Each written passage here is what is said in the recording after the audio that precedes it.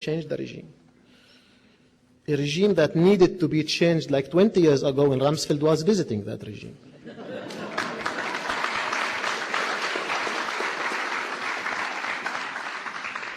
When he visited Iraq, I'll tell you now a secret that I did not declare it, but I will tell you something. Just because I made 20 hours trip, I have to say something that I did not say before.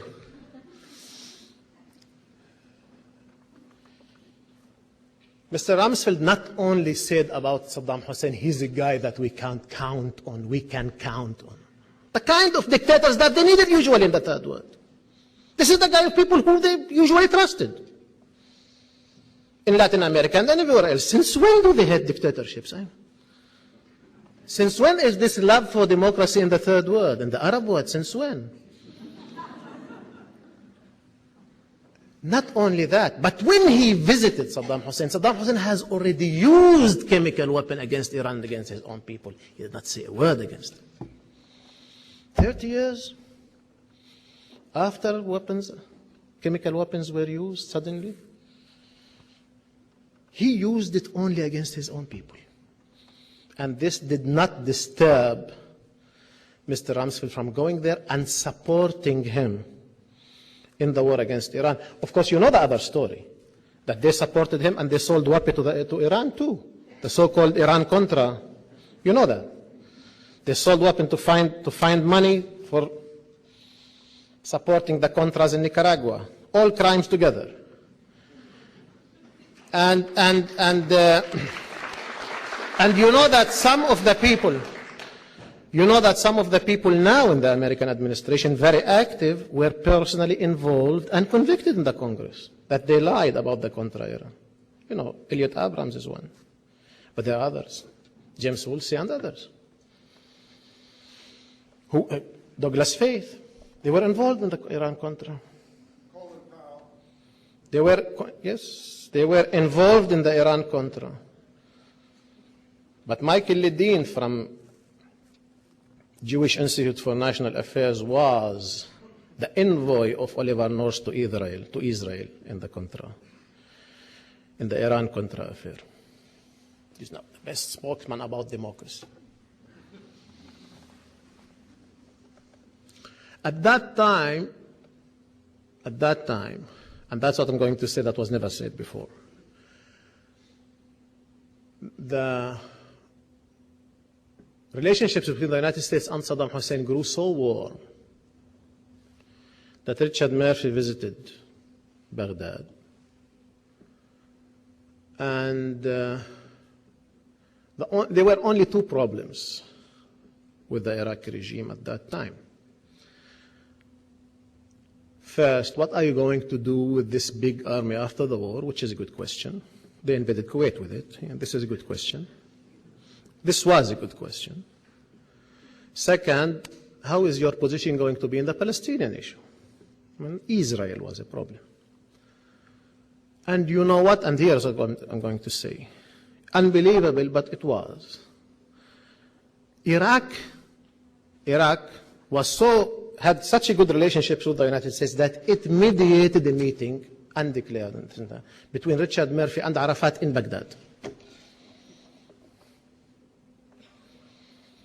to discuss possibilities of a settlement. Before Tunis, before George Shultz, before everything. They had such a good relationships with the United States that they mediated a meeting between the United States of Arafat, a taboo for the United States policies at that time, a secret meeting. In Baghdad. Can you imagine?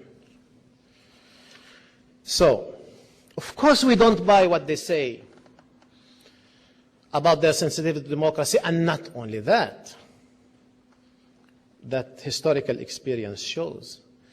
I have all reasons not to believe now what they call building a democratic Iraq, because I hear the accent. This is not a dialect, this is not an accent, this is not a tone, this is not a language of Democrats. You don't go to a country to build a democracy by splitting the country into three major religions. You don't do that in a democracy. If you want to build democracy in the United States and start saying, for the Catholics we will have representatives, for the Protestants, you are not going to build a democracy in the United States. This is not a language of somebody who's coming to build a democratic nation. First of all, citizenship, universal citizenship, nationality, and inside it, ideological political divisions, not religious divisions. This is not pluralism. This is a recipe for civil war. Some call it conciliational democracy, but I don't think these guys even heard the term.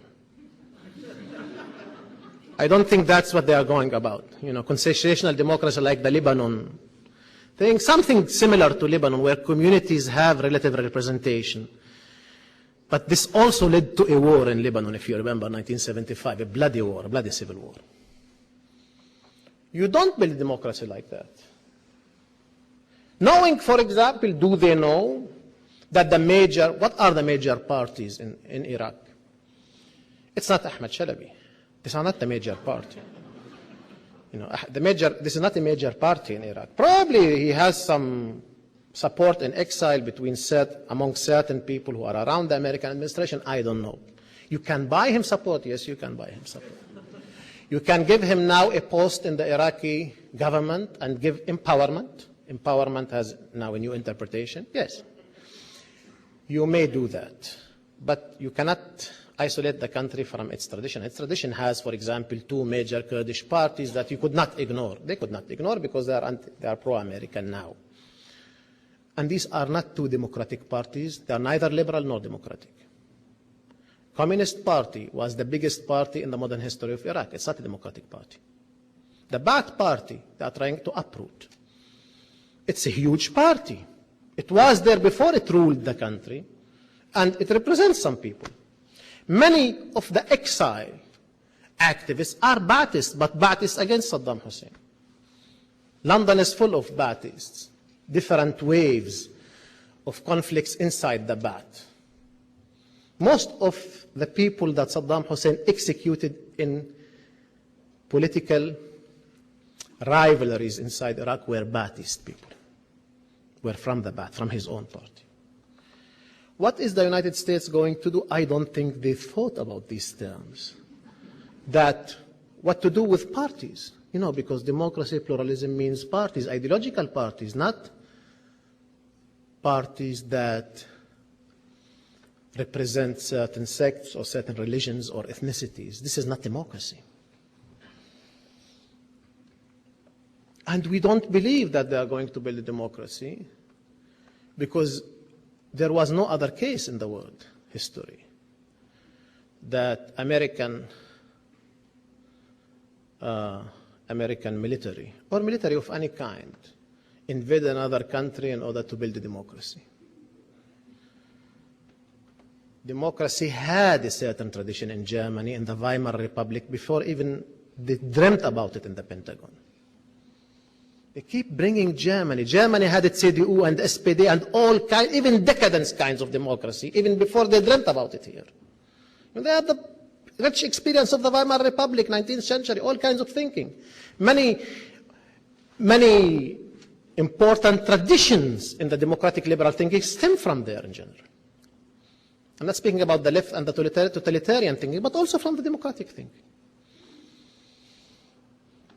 We can speak today about theory of rights in democracy, including roles, without Kant and without the whole tradition from Kant and New Kantianism, etc., and the Kantian ethics.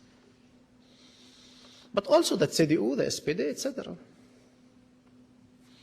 No, we don't have such an experience. We don't have it in Latin America. In Latin America, the only tradition that we have is that the United States security apparatus was against democratic experiences until all kinds of dictatorships failed.